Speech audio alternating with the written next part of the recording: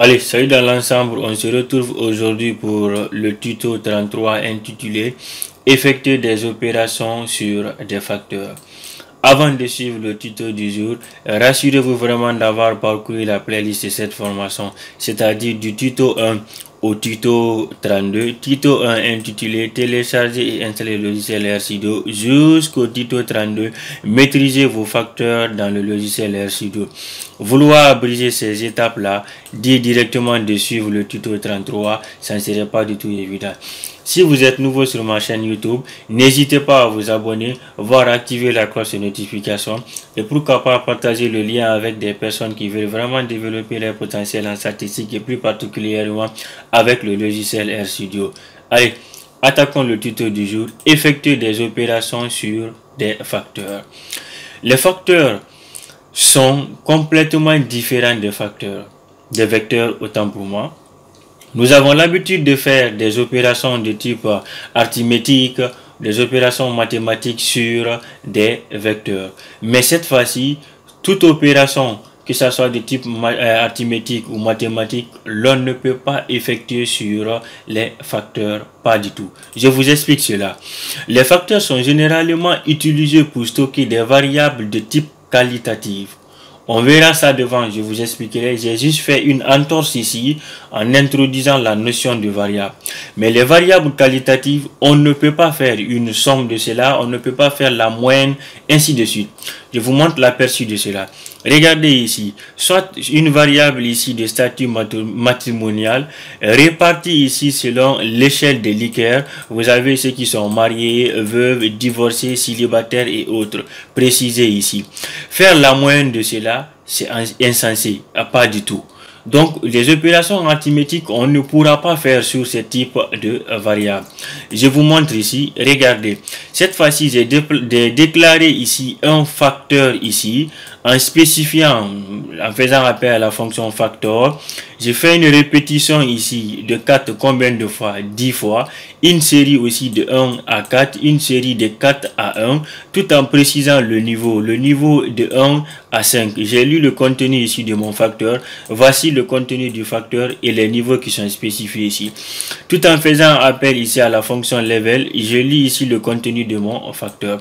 Je peux cette fois-ci assigner ici, comme l'on a vu tout récemment, c'est-à-dire le niveau étant de 1 à 4. Soi-disant, je me rappelle que le niveau 5 manque. Donc, j'ai essayé de faire une concaténation directement pour l'assigner ici à mon facteur. Après avoir effectué l'opération, regardez ici le retour que je obtiens ici. Le niveau varie cette fois-ci de 1 à 5. Je peux faire appel à la fonction ici classe pour vérifier après avoir effectué cette modification, est-ce que mon facteur n'a pas été dénaturé? Non, c'est vraiment mon facteur. Et je fais ici une entorse encore de nouveau en faisant appel à la fonction table qu'on verra après, juste pour voir ici la fréquence. Regardez la répétition. C'est pour vous donner une idée ici des types d'opérations qu'on pourra faire sur les facteurs. On peut quand même dénombrer la fréquence de répétition des variables qualitatives. Ça, c'est faisable, mais non pas la moyenne arithmétique, pas du tout. Donc, on va essayer de voir tout cela ici dans la console. Je déclare ici un vecteur de type facteur. Je dis fact et je fais appel à la fonction factor et j'essaie ici de concaténer. Concaténer, faire quoi? Je vais faire une répétition de 4, de combien de fois? De 10 fois. Et je quitte là-bas, je fais une série de 1 à 4. Ensuite encore une série cette fois-ci de 4 allant à 1. Après cela, je vais essayer de spécifier le niveau. Je dis level tout en concaténant. Je dis le niveau est de 1, 2, allant à 3 jusqu'à 4 et je valide cela. J'essaie de lire ici le contenu de mon facteur. Voici ce que j'ai ici comme retour.